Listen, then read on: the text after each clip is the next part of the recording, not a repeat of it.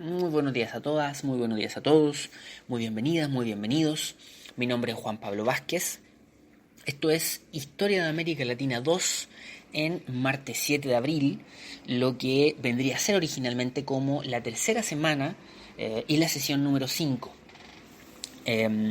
Nosotros, nos hemos encontrado ya entonces por 3 semanas con este método que habilitamos a partir de la situación en la que nos encontramos como país, en la que se encuentra la universidad, en la que se encuentra la escuela, en la cual nos encontramos todos, de no poder tener nuestras clases presenciales, de no poder tener nuestras clases también a partir de la situación que vivimos como universidad y como carrera, pero que hemos podido subir cierto material de la asignatura al aula virtual en función de que todos nos podamos ir familiarizando con los contenidos y con los objetivos y propósitos de aprendizaje de la asignatura.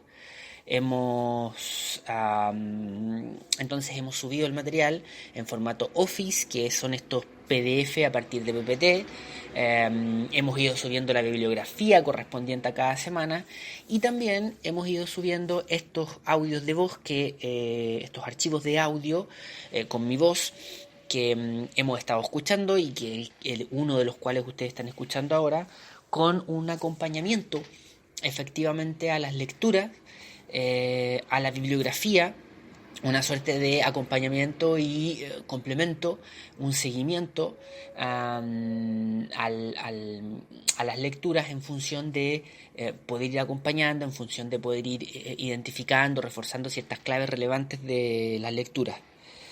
Entonces, la semana anterior, de hecho, nosotros, efectivamente hacíamos eso el día martes desde una perspectiva más de complemento de las lecturas, el día con los archivos del día miércoles con un acompañamiento más claro, ¿no?, de las lecturas semanales, donde básicamente lo que intentábamos como objetivo era identificar y reconocer ciertos elementos fundamentales que estaban en las lecturas y que se hacen fundamentales para nuestros propósitos de aprendizaje como asignatura. Yo decía unas claves fundamentales que estaban en los textos y que era interesante ir de alguna forma comentándolo, ¿no? Ahí habían varias cosas que eran interesantes de ver respecto a la América Latina en la época oligárquica, la América Latina bajo un orden y bajo un liderazgo oligárquico durante el siglo XIX, en el momento post-independencia, y que eso empieza a fracturarse, empieza de alguna forma a llegar a un momento de crisis a fines del siglo XIX y principios del siglo XX, ¿no?, en las primeras décadas del siglo XX. Empieza de alguna forma encontrar ciertos elementos de fractura, empieza a resquebrajarse ese orden oligárquico. Eh, ojalá ojalá quienes vayan siguiendo las lecturas, ojalá quienes puedan, ojalá todos pudiesen ir siguiendo las lecturas, pudiesen ir familiarizándose con las lecturas, con los contenidos, con los propósitos de aprendizaje, con los debates que están presentes en las lecturas y pudiesen ir reflexionando en torno a esos antecedentes, a esas claves que yo decía, de esas claves que buscábamos identificar la semana anterior. Habían varios elementos de esta América Latina. Eh, bueno, el día de hoy, o esta semana, partiendo por esta mitad que frecuente que hacemos, no pensemos en el número de semanas y pensemos que por lo menos en esta asignatura en cada semana hacemos 2 entregas semanales correspondiente al horario de las clases, al horario original de las clases, y como yo decía al principio, no es porque se trate de clases simultáneas ni nada, sino que simplemente es por llevar un orden, ¿no? por llevar un conteo más organizado, más ordenado. Y bueno, ustedes pueden tomar cada una de las entregas como una entrega semanal simplemente, o bien pueden seguir este orden de una entrega el día martes y una entrega el día miércoles. Finalmente hay una coherencia entre ambos, entre el material que se entrega ambos días, y puede tomarse de una o de la otra manera. Entonces, bueno, el día de hoy, esta mañana, vamos vamos a seguir con el mismo esquema. Vamos a hacer un acompañamiento a, a las lecturas, un acompañamiento a los textos. La semana pasada nosotros hacíamos un pequeño ajuste en las lecturas y que tenía básicamente que ver con las lecturas que según la programación estaban destinadas para el día miércoles 1 de abril, las pasamos para esta semana y quedan tanto para el día 7 como para el día 8. Y eso básicamente porque en la programación original nosotros teníamos una evaluación el día 7 y el día 8.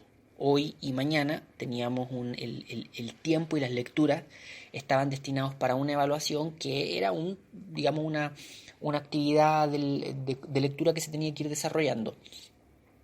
Evidentemente no vamos a desarrollar evaluaciones, sino que solamente estos, digamos, acompañamientos, estas guías a las lecturas.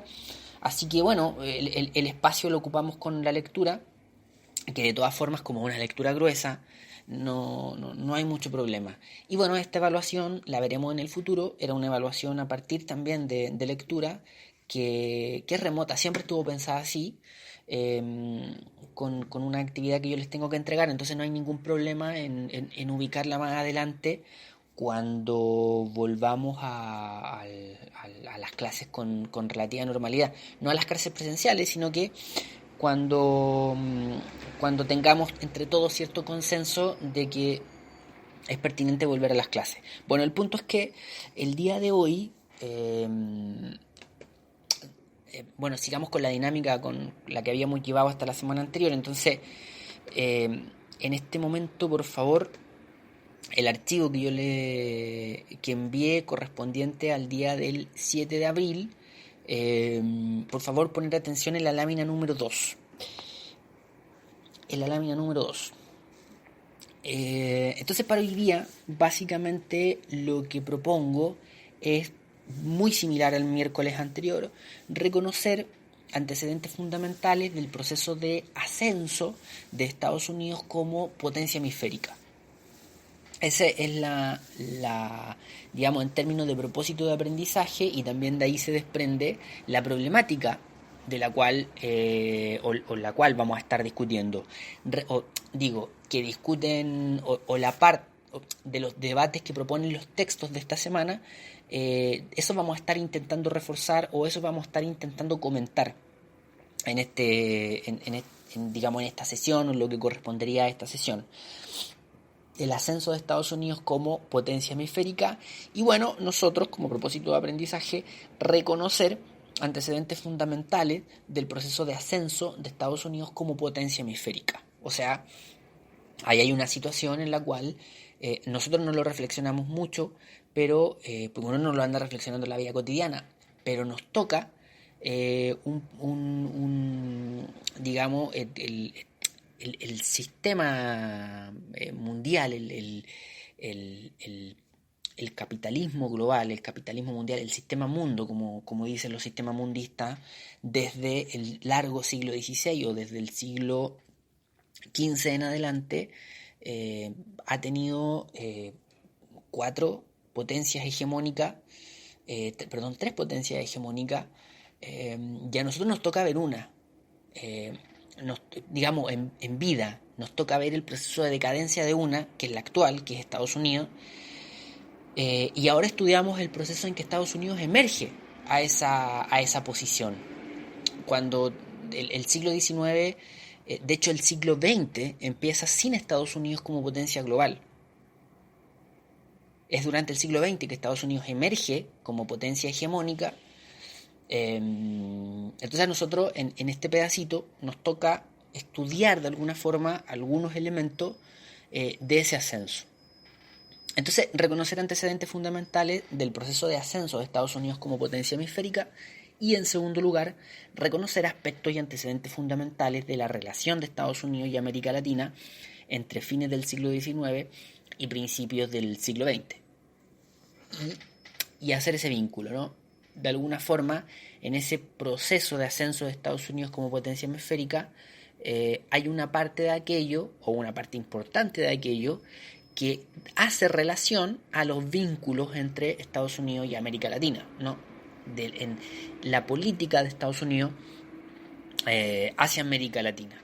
Entonces, el día de hoy nos vamos a mover, por lo tanto, en este marco general de seguir acompañando las lecturas, seguir haciendo una guía a las lecturas, en función de que vamos reconociendo desde ya, pese a que no se hayan inaugurado las clases, para que podamos, mientras no se inauguren las clases, poder ir reforzando los propósitos de aprendizaje y las problemáticas que propone el programa de la asignatura como marco general y como propósito de aprendizaje para entonces esta entrega de material reconocer antecedentes fundamentales del proceso de ascenso de Estados Unidos como potencia hemisférica y reconocer aspectos y antecedentes fundamentales de la relación de Estados Unidos y América Latina entre fines del siglo XIX y principios del XX. Dejemos este audio hasta aquí, en función de que no sea tan largo, y nos vemos en un audio siguiente. Vamos adelante entonces con nuestro acompañamiento a las lecturas. Vamos por favor a la lámina número 3 del archivo sesión 5 del 7 de abril. En esta lámina ustedes, vamos a ver digamos, tres apreciaciones, tres elementos bien generales. Historia de América Latina 2, y bajo el marco general de nuestra asignatura Historia de América Latina 2, esta problemática bien relevante para nosotros, que es la relación América Latina y Estados Unidos, y dentro de ese marco Estados Unidos como potencia hemisférica, ¿no? Es decir, no hablamos de Estados Unidos como potencia hemisférica, o no nos toca conversar en torno a Estados Unidos como potencia hemisférica en función de la historia de Estados Unidos, sino que nos toca hablar de eso en función de que evidentemente es un elemento muy relevante para su relación con América Latina, para su relación con nosotros. Entonces, ese rol que asume Estados Unidos, esa posición a la que llega Estados Unidos, finalmente va a ser determinante en su relación con América Latina, tanto desde el punto de vista de ellos como desde el punto de vista de nosotros. Así que ahora, en los minutos que vamos a... En los minutos de este audio, lo que vamos a hacer es tratar de comentar, tratar de observar, para reconocer algunos elementos fundamentales de esta problemática a partir de las lecturas, un acompañamiento a las lecturas, como un marco general. Y en la entrega de mañana seguimos haciendo este acompañamiento a las lecturas, pero con aspectos un poco menos generales, ¿no? No sé si particulares, no sé si una suerte de profundización en determinados aspectos, pero sí elementos un poquito menos generales, un poco más pequeños de esta relación. Entonces, Estados Unidos como potencia hemisférica. Vamos a la lámina número 4. La lámina número 4, lo que se intenta plantear es que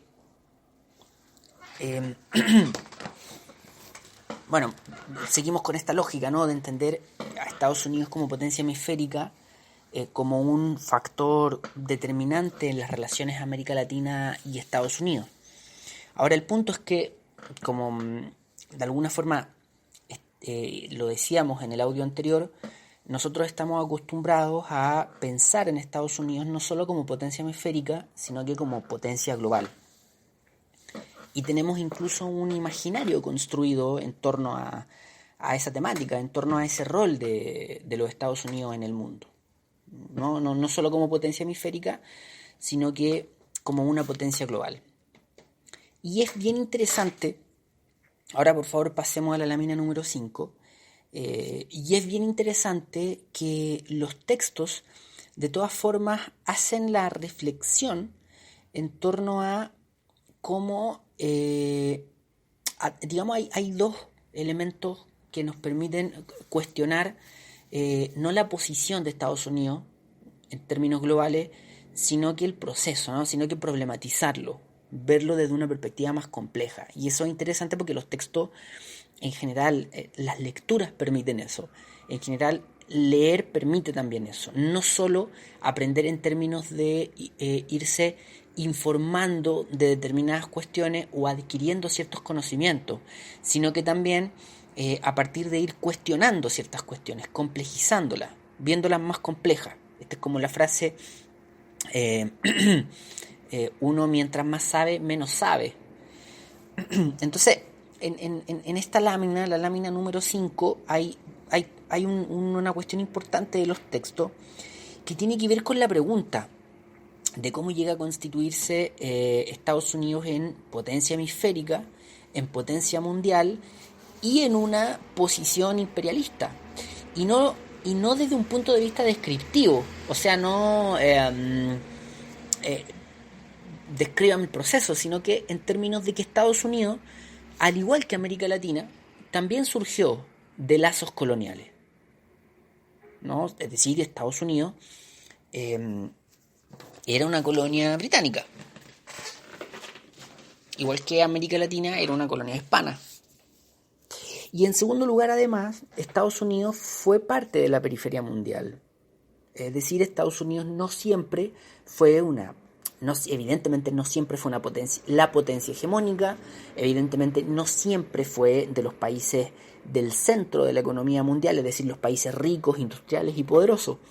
Estados Unidos también fue parte de la periferia del sistema mundial, ¿no? Que se relaciona directamente con el antecedente problemático anterior, ¿no? Que Estados Unidos surge a partir de lazos coloniales. Estados Unidos era una colonia, y era una colonia proveedora de materias primas a los centros industriales.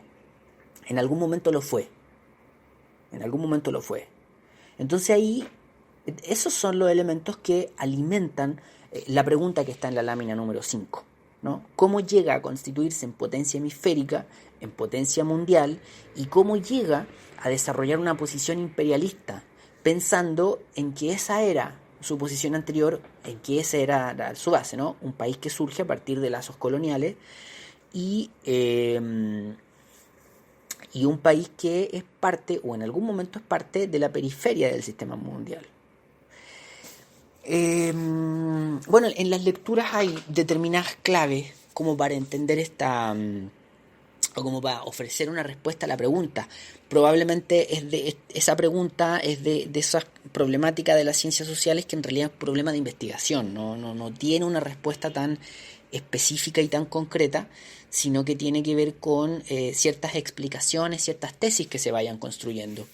Pero el texto ofrece algunas claves relevantes que ahí sería interesante que quienes vayan siguiendo las lecturas pudiesen poner atención, ¿no? Pudiesen ir ensayando algún tipo de respuesta para esa pregunta. Porque, insisto, es interesante y también implica, cuando uno hace la comparación con América Latina, también implica un conocerse a nosotros mismos. Hay algo que haya sucedido, hay algo que acá no sucedió, o hay cuestiones que nosotros hicimos y que ellos no, y que de alguna forma también están involucradas en ese espacio. Bueno, ahí el texto, o uno de los textos, plantea que bueno, mientras los latinoamericanos, o mientras nosotros fuimos una colonia, las independencias latinoamericanas fueron hechas por colonizados, la independencia de los Estados Unidos fue hecha por colonos, por los colonos, que es distinto. Y el texto plantea eso como una clave relevante, o por lo menos como una clave que dan los propios norteamericanos, ¿no? Pero bueno, ahí hay un cuestionamiento relevante. Ahora, ¿cómo llega a constituirse en potencia hemisférica Estados Unidos, en potencia mundial y en una posición imperialista? Pasemos a la lámina número 6, después de la provocación o después de la pregunta que que queda planteada ahí, que ojalá pudiesen mirarla en los textos. Si pudiésemos tener clases más regulares, ahí esta sería una pregunta como para que ustedes pudiesen sumergirse en los textos. Yo mientras tanto la dejo planteada, ojalá después tengamos tiempo de retomar, yo ahí la dejo planteada. Como dice Benjamín, voluntariamente, yo no sé si tan voluntariamente, pero sí queda ahí, digamos, para que se vayan familiarizando con la pregunta. Vámonos a la lámina número 6, pero pongámonos bajo el prisma de la pregunta, ¿no? Pongámonos bajo la lógica de la pregunta. ¿Cómo llega a constituirse en potencia hemisférica mundial y en posición imperialista Estados Unidos? Y en la lámina número 6 hay algunos elementos que permiten responder un poco la pregunta. No tan directamente, pero permite de alguna forma ir entendiendo el contexto general. Entonces decíamos que Estados Unidos llega a convertirse en una potencia hemisférica, ¿no? Nosotros estamos en esta conversación de hoy día y mañana, en las lecturas que estamos viendo, que estamos intentando acompañar, estamos entendiendo esa posición de Estados Unidos como potencia hemisférica, principalmente entre el siglo XIX y principios del siglo XX, ¿no? Apuntando a la relación Estados Unidos-América Latina. Ahora, intentemos hacer un ejercicio que tiene que ver con partir un poco desde el inverso, es decir, partir desde un punto más cercano en el tiempo a la actualidad y desde ahí mirar hacia atrás. Porque sabemos que Estados Unidos llega a constituirse en potencia mundial después de ser potencia hemisférica, o sea, a fines del siglo XIX Estados Unidos se constituye en potencia hemisférica y en el siglo XX llega a ser potencia mundial y en algún punto llega a ser la principal potencia mundial. Entonces, miremos desde ahí, desde ese punto en que Estados Unidos llega a ser la principal potencia mundial, miremos hacia atrás. De ahí nos vamos hacia atrás y exploramos lo que nos plantean los textos en términos de Estados Unidos como potencia hemisférica. Dejemos este segundo audio hasta acá y en el próximo audio y audio final abordamos esto que les acabo de comentar. Sigamos adelante entonces con nuestro tercer y último audio. Decíamos en el audio anterior que vamos a intentar acercarnos un poco en el tiempo hacia el presente, llegar al punto en el cual Estados Unidos se constituye en la principal potencia mundial y desde ahí ir hacia atrás, acercándonos al periodo donde Estados Unidos va construyendo su posición de potencia hemisférica y vamos a ir planteando los textos que están los elementos que están presentes en el texto, ¿no? Las claves que están presentes en el texto. Bueno, sabemos que Estados Unidos se constituye en la principal potencia mundial o en el hegemón, ¿no? en la principal potencia hegemónica del sistema mundial durante el siglo XX. ¿Y que eso ocurre en la década de los 40, a partir de 1945, ¿no? Concluida la Segunda Guerra Mundial, concluido todo el periodo de ambas guerras mundiales, Estados Unidos se posiciona como la principal potencia mundial, ¿no? Como la hegemonía del sistema mundial. Para que eso ocurriera, hay dos factores que se combinan, ¿no?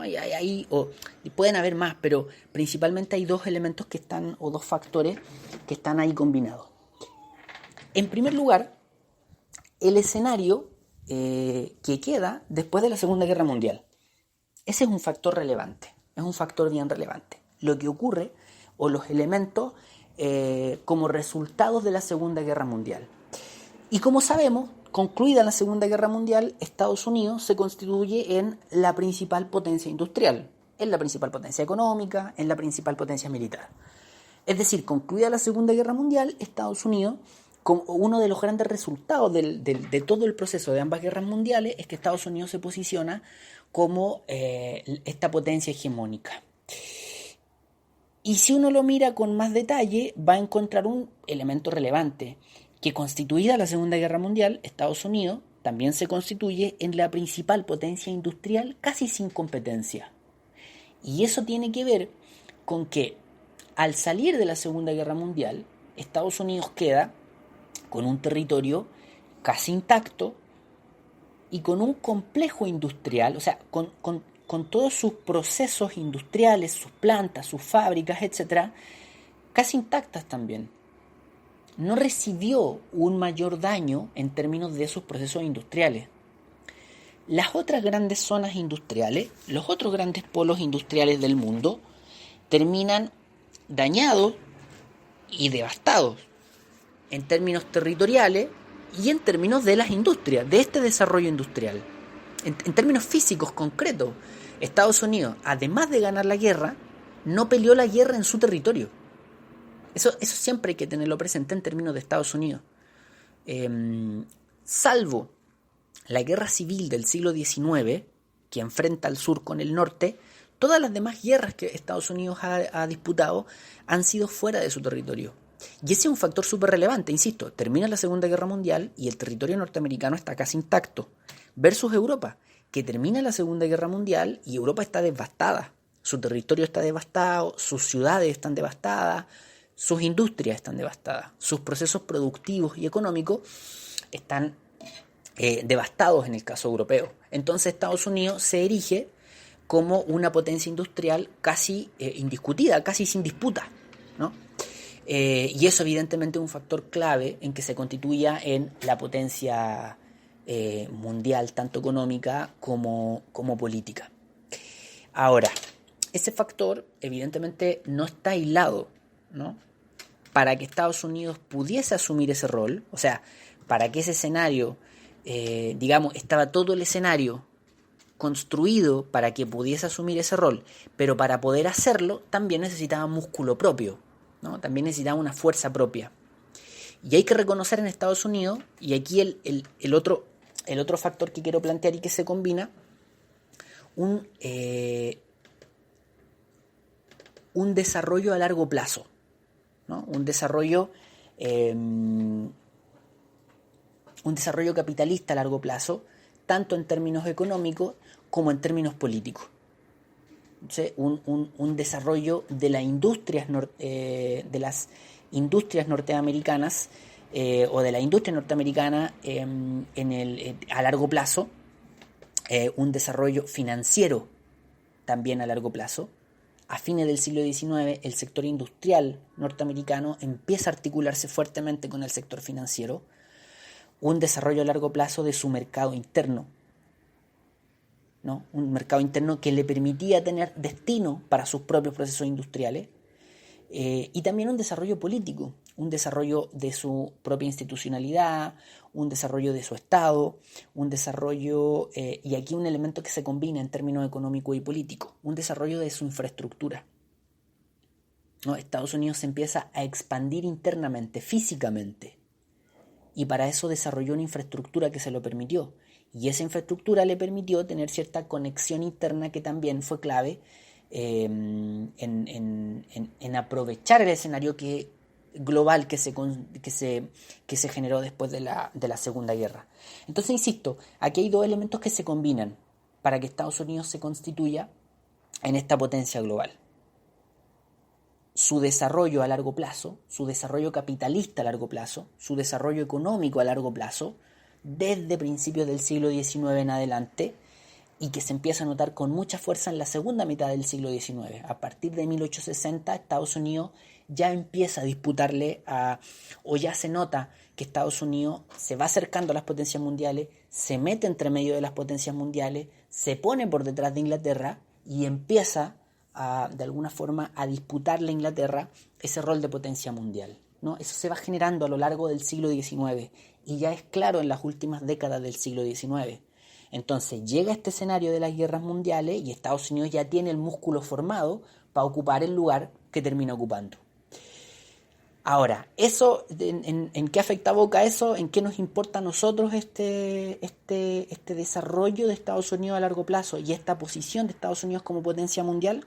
En que justamente, ¿dónde entramos nosotros, creo yo, o cuál es la puerta que vamos a utilizar para entrar en esto? Justamente que la relación de Estados Unidos con América Latina está en este factor del desarrollo a largo plazo. Porque la relación de Estados Unidos con América Latina empieza a desarrollarse, o lo que nos importa a nosotros, efectivamente en el siglo XIX. Y Estados Unidos empieza a constituirse en potencia hemisférica en el siglo XIX, no en el XX, ¿no? Varias décadas antes que garantizara o confirmara, consolidara su posición como potencia hegemónica. En este marco de ese desarrollo a largo plazo, tanto económico como político, hay que incluir las relaciones internacionales, tanto políticas como económicas, y ahí establecemos este paso a paso de Estados Unidos avanzando hacia potencia hemisférica. Vámonos a la lámina número 7. Y examinemos, observemos, en los pocos minutos que nos quedan, algunos elementos clave que nos ofrece en los textos, ya en cuanto a particularmente en cuanto a la relación de Estados Unidos con América Latina, particularmente en este proceso en que Estados Unidos emerge como potencia hemisférica. 3 elementos. Es súper interesante cómo los textos nos plantean a la doctrina Monroe. Es súper interesante.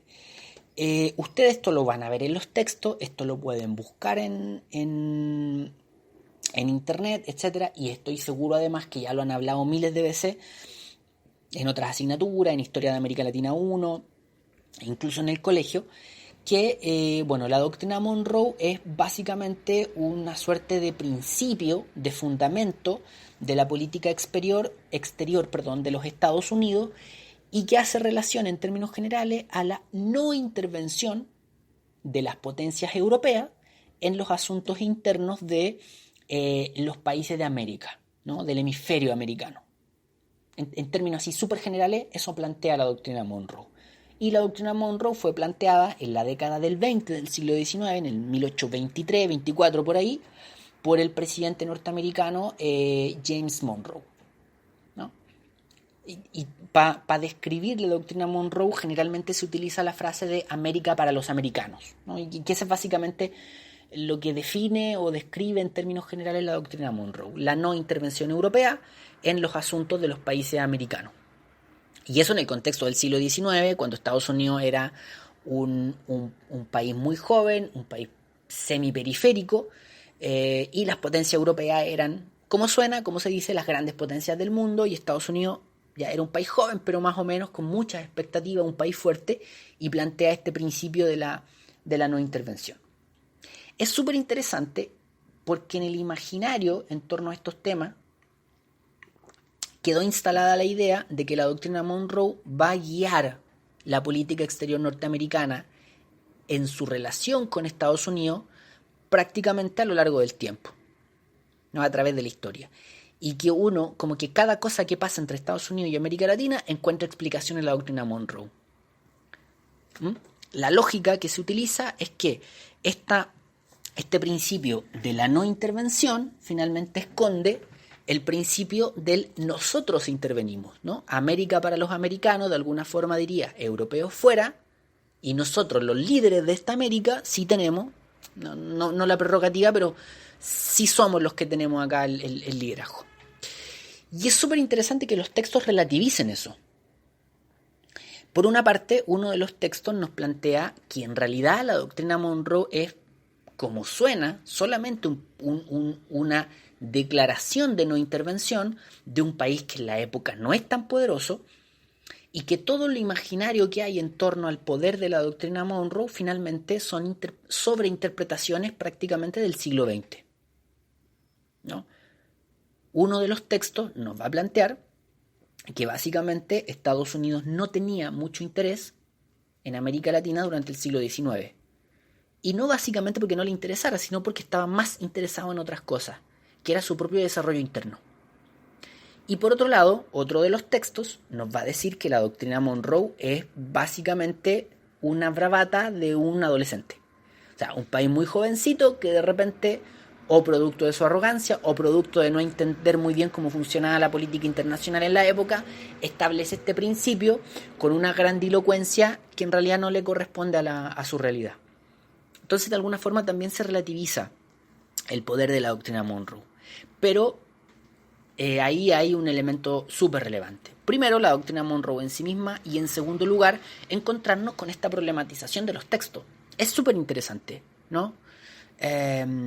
Insisto, es como las preguntas que nos planteábamos anteriormente, ¿no? Además de absorber contenido, ir problematizando las cosas, ¿no? Ir cuestionando las cosas. Y la doctrina Monroe es objeto de esta problematización a partir de estos elementos interesantes que nos ofrecen los textos. Pero ahí hay un primer elemento. Por lo menos pongámonos de acuerdo en algo. Es la década de los 20 del siglo XIX y Estados Unidos ya tiene una opinión respecto a su rol en América. O por lo menos ya tiene una opinión respecto a las relaciones exteriores de los países americanos. En este caso, desde el punto de vista nuestro, de los países latinoamericanos. Ese es un primer elemento presente en los textos súper interesante. Un segundo elemento presente en los textos lo planteo acá en la lámina número 7 como expansión y definición de fronteras. Es decir, los textos plantean que una clave en la relación de Estados Unidos y América Latina es el movimiento de fronteras norteamericano. Y esto en dos sentidos. Primero, aquella observación que hace uno de los textos, que Estados Unidos se encargó de su desarrollo interno para después salir hacia afuera, para después expandirse hacia afuera. Entonces, esa consolidación de las fronteras internas habría sido clave, ¿no? Ese desarrollo interno a largo plazo habría sido clave para después poder salir hacia afuera. Pero en ese proceso también hay una clave relevante, ¿no? Sabemos que parte del imaginario, parte de la, digamos, de la mitología, del mito Estados Unidos, tiene que ver con lo que se conoce como el destino manifiesto. Y el destino manifiesto, de alguna forma, justifica la expansión norteamericana, la expansión de los Estados Unidos. Pero en el siglo XIX, la expansión de los Estados Unidos no es la expansión por el mundo. En el siglo XIX, la expansión de los Estados Unidos es que el país se expanda desde su origen, desde el núcleo en el cual parte, que son esas 13 colonias en el Océano Atlántico, en torno a Filadelfia, Boston, Nueva York, que se expanda hacia el oeste, ¿no? En el imaginario del siglo XIX, lograr tener un país que una el Pacífico con el Atlántico es de alguna forma el destino manifiesto.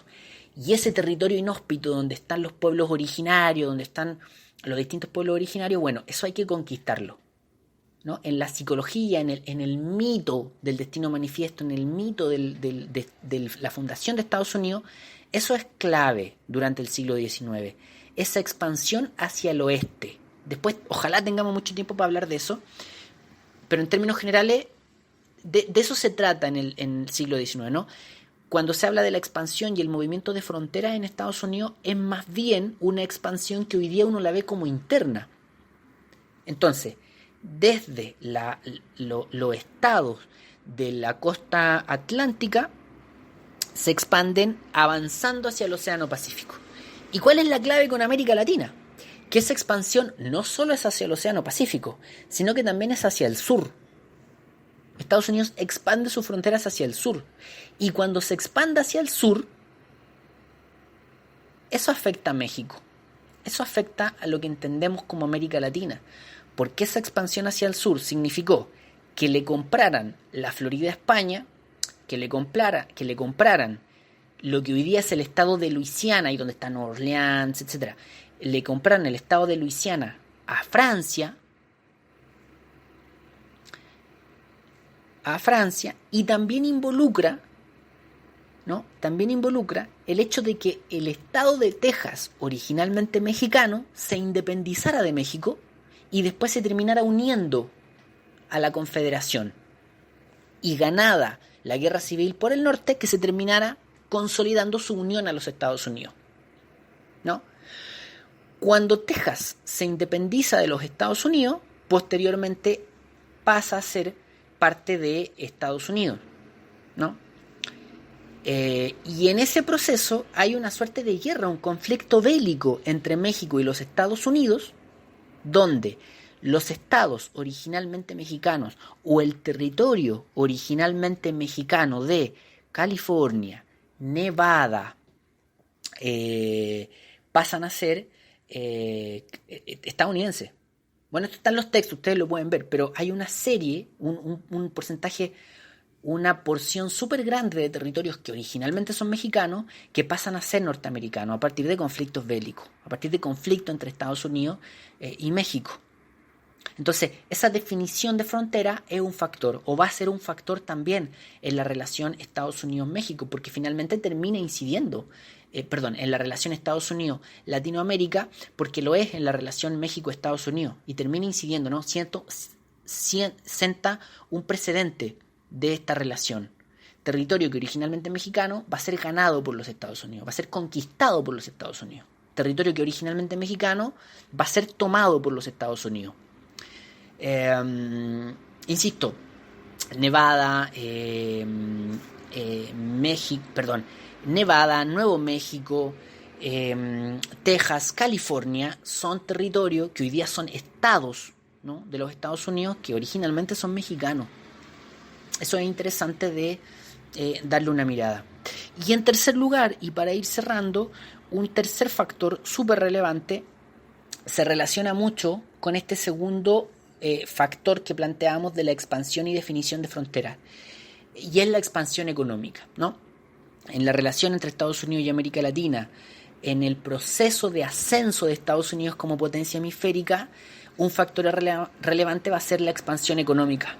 Y esto va a estar en la segunda mitad del siglo XIX, desde el 1860 en adelante, y acercándose al siglo XX. Y cada vez se empieza a poner más intenso y se empieza a poner más fuerte. Una vez definidas las fronteras norteamericanas, una vez Estados Unidos empoderado en su frontera, expandida su frontera, uniendo las dos costas, Atlántico-Pacífico, extendiéndose hacia el sur, sacando a México de una serie de territorios que originalmente son suyos, una vez fortalecido el mercado interno, una vez consolidadas un montón de empresas, de firmas, de monopolios, de trusts dentro de los Estados Unidos, y esto es un factor relevante, regulados los monopolios en Estados Unidos, esas empresas empiezan a salir y Estados Unidos económicamente a fines del siglo XIX se empieza a expandir. Y se empieza a expandir principalmente en sus orígenes hacia América Central y el Caribe. Ahí se empiezan a expandir notoriamente empresas norteamericanas. Y eso es una permanente en la historia de Estados Unidos, ¿no? Que afuera de las fronteras pueden hacer cosas que adentro no pueden hacer, ¿no? Afuera de la frontera tienen mucho más margen de acción que adentro de las propias fronteras. Por ejemplo, en cuanto al control de monopolios, dentro de Estados Unidos hay cierta regulación a los monopolios, ciertas leyes de control de los monopolios, y esas mismas firmas, ¿no?, esas mismas empresas salen afuera y afuera pueden hacer cosas que adentro no pueden hacer, porque adentro de los Estados Unidos están relativamente regulados. Entonces, este tercer elemento, digamos, tercer factor clave en la relación Estados Unidos y América Latina es que a fines del siglo XIX Estados Unidos empieza a desarrollar esta expansión económica, principalmente hacia América Latina, hacia la parte de América Central y el Caribe. Y en ese punto empieza a disputar poder con Inglaterra. Hay cosas que en las últimas décadas del siglo XIX, Inglaterra como potencia mundial ya no puede hacer con la misma facilidad que hacía décadas atrás, porque hay otra pequeña potencia que le está disputando espacio, le está disputando poder. Y ese primer escenario va a ser América Central y el Caribe. Ahí se mete muy potentemente Estados Unidos, en la zona de América Central y el Caribe.